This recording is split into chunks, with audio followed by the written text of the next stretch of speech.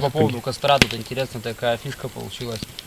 Вот еще до ночевки решили развести просто небольшой такой пищевой костерок.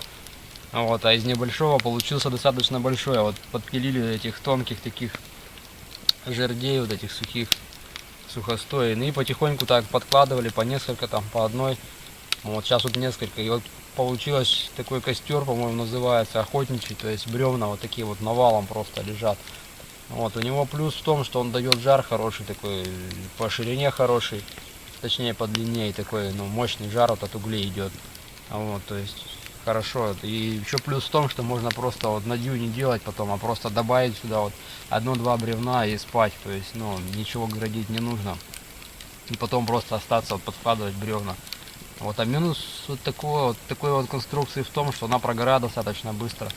Но опять же, вот тут вот она лежит неплотно, и поэтому где вот эти вот жерди пошире расположены, там горения практически нет, одно такое угольное горение, и поэтому, ну, тоже относительно не быстро прогорает. Как только так подвыгорит, можно сдвинуть, и костер возобновит свою работу.